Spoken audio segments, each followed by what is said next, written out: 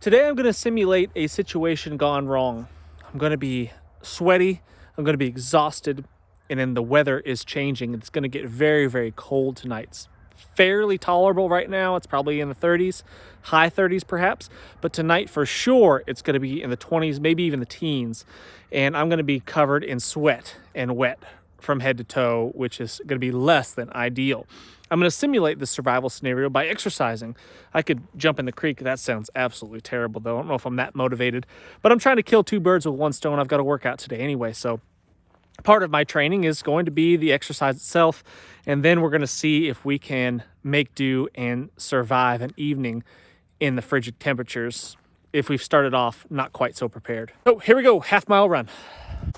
Now, the smart thing to do if you know you're going to be engaged in some activity is to shed layers.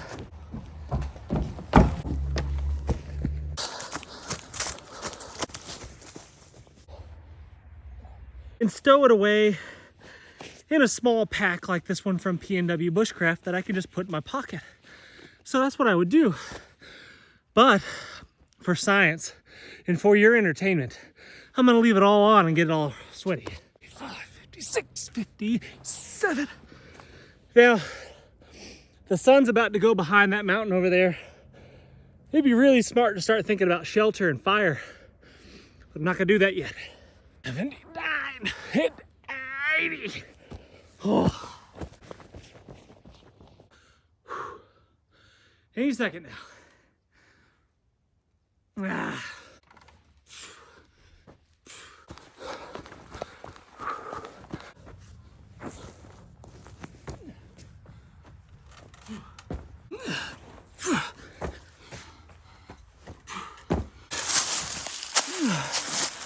Whew. So now I'm sweaty, I'm wet from the inside out, which is the worst when the weather's gonna get cold. The sun's going down. I don't have any shelter with me. To build some sort of natural shelter in the daylight that I've got left is gonna be extremely difficult unless you're in ideal situations with the right building materials. This time of year in the wintertime, around here, building any kind of waterproof type shelter is going to be next to impossible in this much daylight that I have left. Yeah, sure, I could work by flashlight that I've got in my pocket. Assuming you remembered to replace the batteries recently and they're fully charged and you have plenty of flashlight battery left in them. Or otherwise, you're gonna be scrambling around in the dark, bumping into stuff, getting sticks jabbed in your eyeballs, and just praying that it doesn't rain. I would be trying to get a fire because I know it's gonna be cold. It's cold right now, although I don't feel cold right now. As soon as I stop moving for a little while, in the next 10 minutes, if I just sat here, I'd start to get really cold and start to get chilled. Guaranteed. I'm hot right now, I'm sweaty. Really sweaty from the inside out, but that's not gonna last. So I think while I'm warm and feeling okay, I'm tired and fatigued. It's the end of the day. I've worked all day today, just finished a hard workout, and now I've got to not die out here. So with a little bit of energy that I have left, a little bit of light that I have left, I'm gonna focus on getting firewood. Now I know what you're saying. You're saying, if you were just prepared and had the right equipment, there'd be no need for all of this. And you're absolutely right. If you had the shelters and the tarps and the cordage and the tents and the dry layers of clothing and all the things, you wouldn't be in this situation in the first place. And we wouldn't have to worry about this. But survival situations don't happen when you expect it. They don't happen when you're the most prepared and you're ready for it. They happen on a whim and suddenly you're in it. If you had all the stuff, then yeah, you wouldn't be in a survival situation in the first place. You'd be fine. Be nothing to worry about. But right now I'm in trouble, and who knows why I would be in such a situation. That's not the point. The point is to challenge yourself and to test yourself beyond what you actually expect to encounter. That's the thing. Challenge yourself, push yourself, and train in situations that are more difficult, more challenging than what you would actually run into. So right here, I've got tons of small little kindling right here all around me. All this stuff right here. This is excellent, really dry, off the ground, small little twiggies. So I'm gonna gather a huge big bundle of those real quick.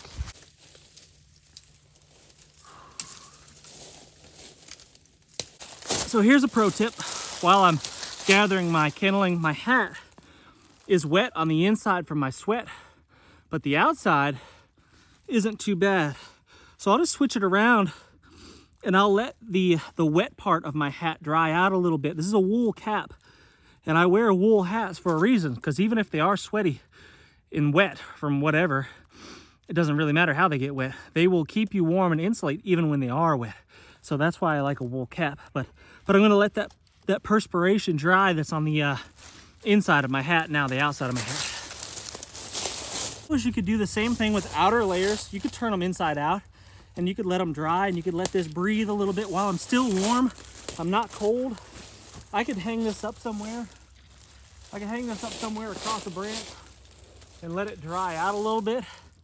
You know, maybe even while I'm warm, ventilate myself a little bit and let this dry. Let my under layers dry. A little unzip ventilation. Get that perspiration off of me.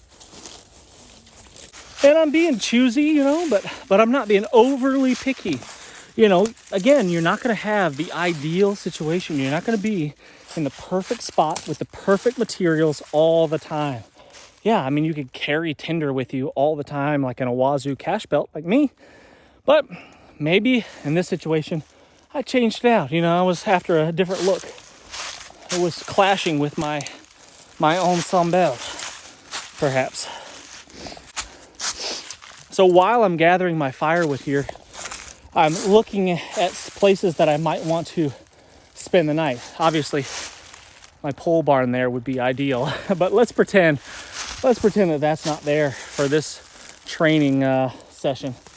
Let's pretend that we don't have a nice pole barn to hide underneath if it should start to rain on us. Still sweating a lot, but I'm still moving. I haven't stopped moving yet. Trying to dry myself out. Honeysuckle vines, the dry, dead honeysuckle vines are really great kindling. Pine branches off the base of pine trees, that the dead hanging branches that are still there, real small little ones, those are perfect. But I'm not being too picky right now. Small and dead, that's really all I care about at the moment. Small and dead. Just like Joe Biden's heart. Now, a bundle about like this is about what I look for as the minimum before I would even attempt to start my fire. This is the kindling that I want as a minimum. I can barely wrap my hands around it. It's a huge, great big bundle of smalls. Now, as far as shelter locations, I don't want to be downhill, right? Because that's where the cold air is going to settle. And it's going to be 5 to 10 degrees colder in my experience down in the bottom than it will be halfway up the hill. So that's what I'm going to do. I'm going to move up the hill just a little ways. And I'm going to select myself a place to lay down. It's not going to be a shelter. I'm just going to build myself a fire. And I'm going to find as comfy of a spot as I can to wait out the night. I love ground pine like this. This stuff is the best. If you don't have time to make a shelter and you come across this, if you can lay down on top of this stuff, it's the best. It's a little bit of shelter just already ready to go. It insulates you from the ground a little bit, and I could pile up a little bit more really quickly, just so I have something a little bit softer, a little bit more insulated to lay on. I've got my eye on this small little depression right here that might block some of the wind off of me. It's not down on the bottom where there's gonna be a cold air sump, but it's got a little bit of hill, little micro terrain around it that might keep me a little bit protected from the wind. So maybe I plan on laying down right here and I get my fire going right there.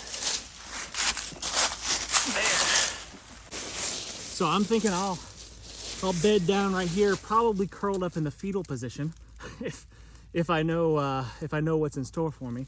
And I'll get my fire going probably maybe right here in this area. Might knock off some of these branches right here, but I think this is gonna be as good as I can expect on short notice. Now, right now is about the time when you might start to get worried. You might start to get freaked out because the sun's just about gone.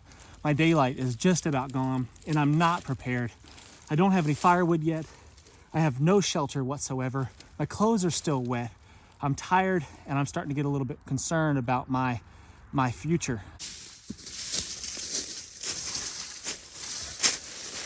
Now, a smart idea while you're wandering around in the near darkness is to have something high visibility like this vest.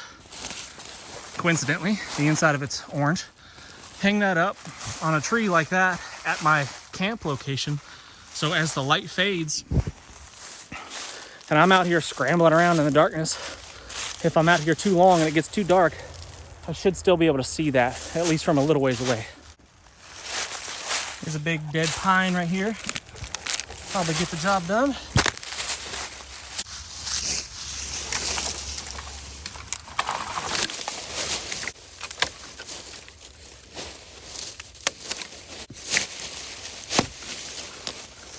Now, I'm sure you've seen this trick before, but just in case you haven't, stick the log between two trees, such as this. Lean into it. Put the log on your hip like this. Lean into it until it snaps. Just like that. Then you got a nice, manageable piece of firewood to throw on the pile. Sun is completely gone now. And here's my pile of wood. Decent stack of wood. Not enough. Not enough to last a winter's night. We're looking at, 12 hours of darkness, something like that. And it is going to be a cold one, so that's not going to be enough. I'd want at least probably twice that, give or take. I'd love to have some hardwoods around here that are going to burn for a while. I've got a couple pieces of maple in here. I got no saw to cut down big, huge, dead standing trees that's going to make for a long lasting good fire.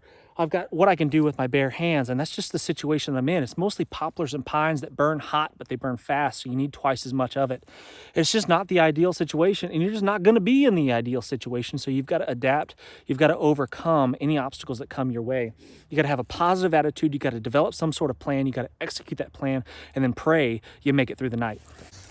And here we go. Off one of the poplars that I broke and drug over here, I'm going to be able to get a little bit of tinder, which is going to make lighting my fire a little bit easier, and I'll use a little bit less of my fuel. I can just light kindling if it's small enough and dry enough with a lighter, but this is going to make me have to use a lot less of that fuel. Oh, and don't waste your time trying to cut up, even if you had a saw or an axe or something, don't waste your time trying to cut up all your firewood, your logs, into these little bite-sized pieces that would fit in a wood stove. You don't need to do that. It's a waste of time. It's a waste of energy. So even if I had a saw, I wouldn't do that. Just leave them long. I mean, break them into manageable pieces, obviously, but even great big long logs that you don't feel like cutting up, or maybe they're too big to cut up or break up, just leave them long and just start slowly feeding them into the fire, inch by inch, as they start to burn up. And some of those long ones will last all night long. See, luckily it hasn't rained recently, so all the leaf litter that's on the ground right here is reasonably dry. It's still wet down if you go an inch or two down, but the top surface is fairly dry. So I'm just gonna rake that back here. Wherever my fire is gonna go, I'm gonna rake that onto my bed and give myself a little bit of insulation. It's not gonna be great, it's not gonna be ideal, but it's a whole lot better than nothing. And this stuff here, hopefully you can still see it. Hopefully we've got enough light. Can you see that? Yeah, maybe. This ground pine is my favorite. Some of the best stuff to lay on. This is my favorite thing. Love the ground pine. So I'm gonna get these leaves raked back here. So I got something softish to lay on. And I'm killing two birds with one stone here. I'm clearing my space for my fire so I don't set the woods on fire. And I'm getting myself a bed. Not a great bed, but again, working with what we've got here. I might move some of my firewood stack here behind the camera. I might move it over here closer. That way you don't have to get up. In the middle of the night when you're freezing cold, all you want to do is stay in a ball next to the fire. You don't want to be moving around too much, unless you have to generate body heat from exercise. But hopefully if your fire is good enough, you don't have to do that too much, because that sucks. So I might move some of my firewood, or maybe the rest of the stuff that I collect, might move closer to my head, and that'll also serve as kind of a wind block while it's still there. Not that it's windy right now, which is great. If it was windy right now, oh gosh, that would suck. I'm starting to get a decent sized bed now with some of this ground pine that I picked up off the ground. Some of these leaves are a little bit wet. There's just not a whole lot I can do about that. not a whole lot of time left to be gathering bedding, but I tell you what, you won't regret it. If you can spend a little bit of extra time gathering something to put underneath you on the ground, man, you will not regret it. It's going to make the biggest difference. You'll be able to get a little bit of rest, and it's going to insulate you from the cold ground, and that makes a huge difference. All right, I'm just about out of daylight now, so I'm going to go ahead and get my fire going. I think I might collect a little bit more bedding. I might gather a couple more bigger pieces of firewood, but I'm going to assume this is good enough. So this is now what I'm hunkering down for the night. Hopefully my clothes have dried out a little bit, which they have. I'm wearing a wool base layer, which I always recommend, tops and bottoms. I recommend that highly because even if it is wet, it still insulates and it dries really, really fast. I've taken to keeping a Ranger band like this one on my lighter, so I've got a way to extend the flame if I should need it. In this situation, I'm not going to need it. I've got a little bit of tinder, I've got some good dry kindling, and just an open flame like that is going to get the job done. And I generally check my lighter to make sure it's got plenty of fuel in it. I have slacked a little bit on that, and this one, I don't know if you could hear it, but it sounds a little empty. But I'm hopeful that it's going to get the job done. Again, it hasn't rained much, so I don't have to worry too much about the ground getting my fire wet. But I'm still going to put a couple of sticks down on the ground just to insulate the baby flame from the cold ground. So I'll build myself a little bit of a bed there for my fire, my little baby fire, to keep it warm off of the ground. And then I'll take one of my sticks here, doesn't really matter which one. I'll take a stick, I'll jam it in the ground like that. And that will give me a little bit of support for the kindling that I put on top, and it won't smush my little baby fire. So here's some of that tinder that I was able to collect. I didn't process it much, just very, very little, but if you've got an open flame, it's probably not going to be too big of a deal.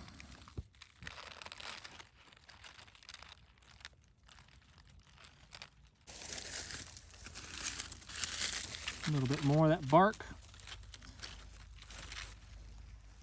Throw that on top.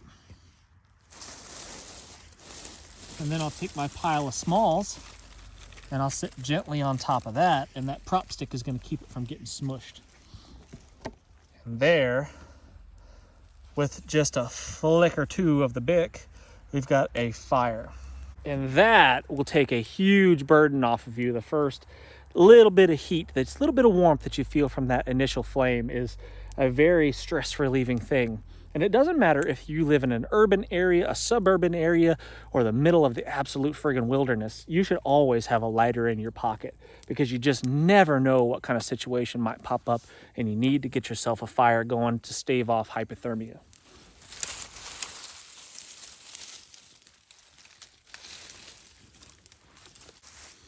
Now, I've built my bed very close to this fire on purpose because as cold as it's going to be tonight, you're going to want that.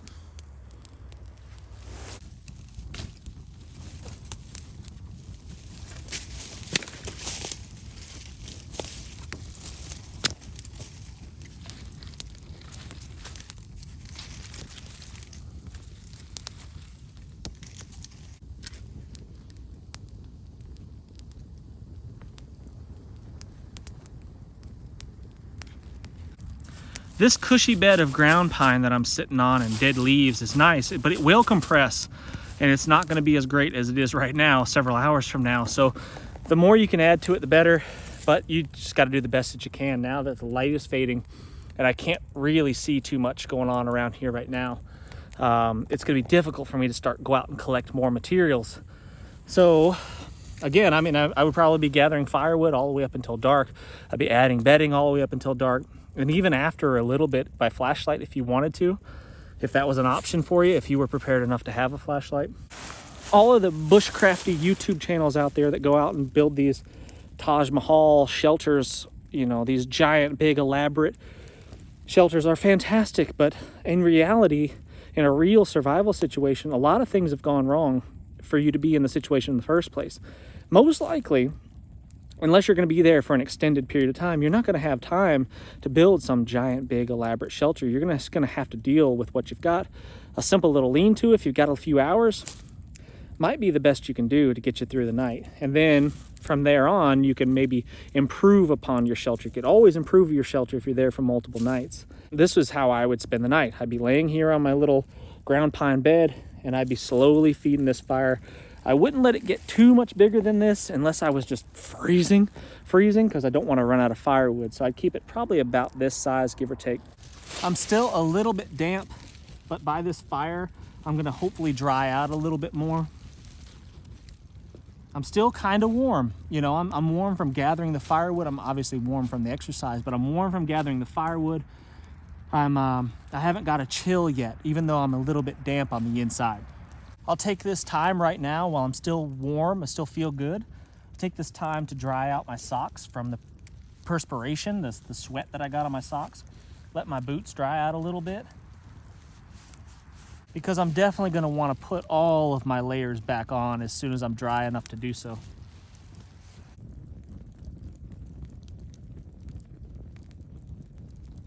And by the way, guys, before I go, I do workout videos, shorts, on my channel, On3, ONTHREE. And if you're not already subscribed to my channel, please do so. And I do shorts Monday, Wednesday, and Friday, pretty much every single Monday, Wednesday, and Friday on the workouts that I do personally.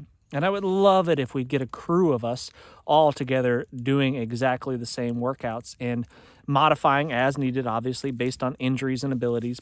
And I'd be happy to help you modify your workouts. I'd be more than happy to help you out with that stuff. So you can always ask questions in the comment section, and I can lend you a hand as far as that goes. But I'd love to have a crew of us that are all getting better together. We're all getting stronger physically, spiritually, emotionally together. And that would mean a lot to me if you'd come join me on 3, and we could get after it 3 times a week. So let me fast forward to the middle of the night and tell you how it's going to go.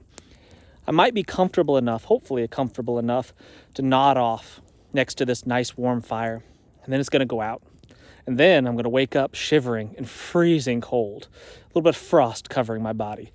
Then I'm going to have to stoke the fire back up as my limbs tremble.